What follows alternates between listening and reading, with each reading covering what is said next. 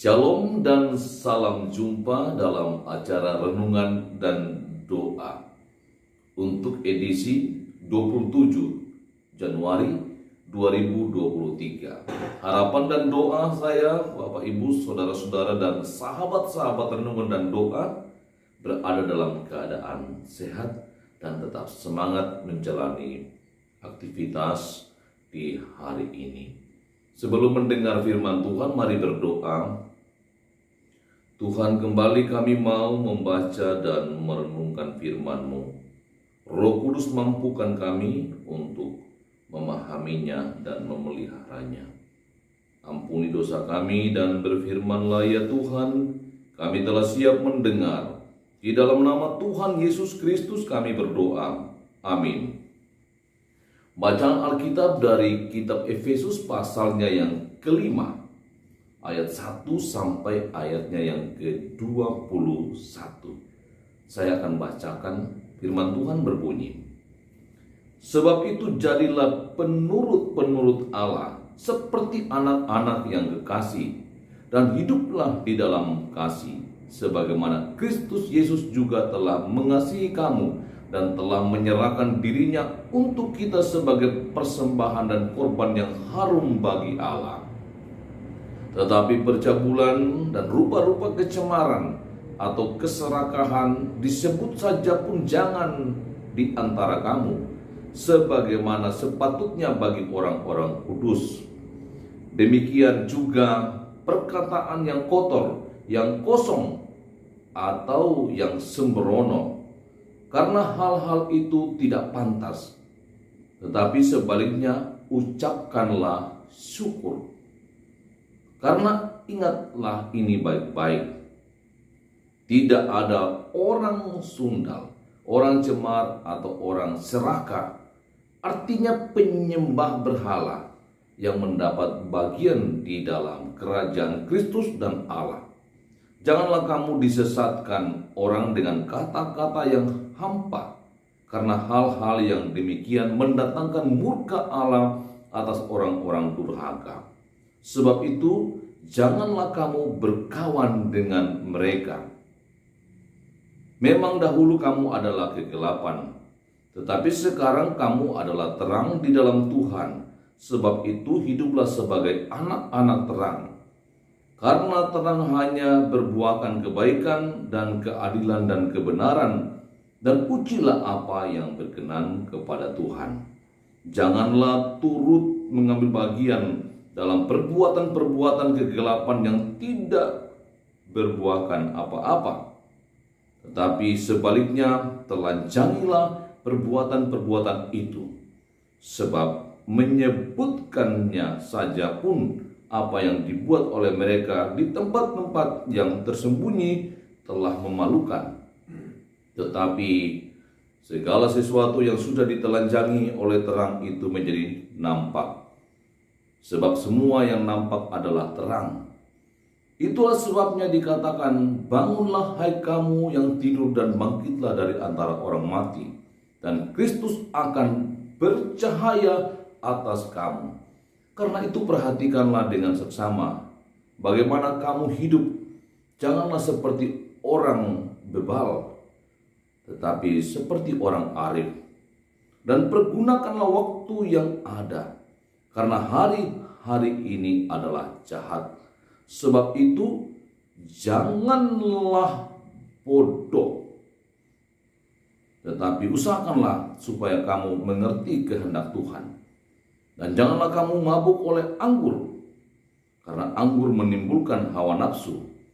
Tetapi hendaklah kamu penuh dengan roh. Dan berkata-katalah seorang kepada yang lain dalam mazmur, kidung, puji-pujian, dan nyanyian rohani. Bernyanyi dan bersoraklah bagi Tuhan dengan segenap hati. Ucaplah syukur senantiasa atas segala sesuatu dalam nama Tuhan kita Yesus Kristus kepada Allah dan Bapa kita, dan rendahkanlah dirimu seorang kepada yang lain di dalam takut akan Kristus. Amin. Demikian bacaan firman Tuhan. Saudara-saudara yang dikasihi Tuhan, tema renungan kita hari ini berbicara jangan berkawan dengan kegelapan. Saudara-saudara yang dikasihi Tuhan, kegelapan sering diidentikan dengan perbuatan-perbuatan jahat yang dalam teks ini berbicara tentang orang-orang yang serakah, orang-orang yang mulutnya cemar, orang-orang yang sundal. Itu disamakan dengan berhala, yaitu sesuatu yang disembah, sesuatu yang patut atau selayaknya mereka lakukan. Jadi seolah-olah ada yang kurang jika mereka tidak melakukan itu. Karena itu Rasul Paulus berpesan dalam teks ini mau mengatakan kepada kita supaya anak-anak terang cara hidupnya itu berbeda dengan kehidupan anak-anak yang berada dalam kegelapan atau gelap. Paulus menegaskan bahwa memang dahulu kamu adalah kegelapan, tetapi sekarang kamu adalah terang di dalam Tuhan. Sebab itu hiduplah sebagai anak-anak terang. Paulus juga berkata, jangan kamu berkawan dengan mereka. Nah, hati-hati dalam teks ini, seolah-olah kita tidak boleh berkawan dengan orang jahat.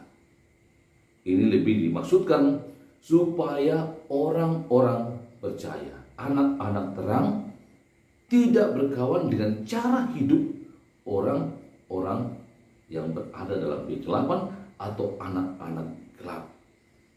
Kita tidak berkawan dengan cara hidupnya, pola pikirnya, tapi tetap berkawan dengan manusianya. Sebagaimana Yesus itu membenci dosa, tetapi mengasihi orang berdosa, agar orang berdosa itu menjadi bertobat. Kita juga diingatkan firman Tuhan, supaya kita itu tidak berkawan dengan cara hidup orang-orang berdosa itu, atau perilaku hidup orang berdosa itu, anak-anak gelap itu, tetapi kita berkawan untuk membawanya ke dalam terang. Jadi kita tetap mengasihi orangnya dan tidak berkawan dengan perbuatan-perbuatan jahatnya.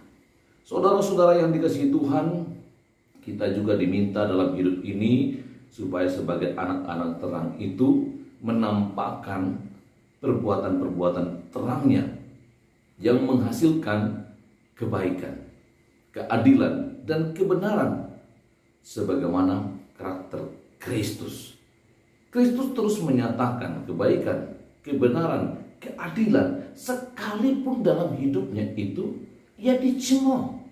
Jadi saudara-saudara yang dikasihi Tuhan, firman Tuhan ini mengajar kita atau memberi pesan kepada kita agar jangan kita memberi kesempatan sedikit pun dalam pikiran kita untuk merancangkan sesuatu yang jahat. Sebab iblis dapat berusaha menguasai hati kita, pikiran kita, sehingga kita semakin jahat. Sebaliknya, arahkanlah hati kita dipenuhi Roh Kudus, sehingga seluruh cara hidup kita selalu hidup dalam terang Kristus. Oleh karena itu, marilah kita memanfaatkan waktu yang ada ini dengan benar sambil memuliakan Tuhan.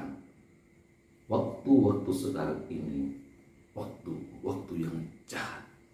Mengertilah kehendak Tuhan dan mintalah Roh Kudus memimpin hidupmu, supaya ucapanmu, tindakanmu itu sama.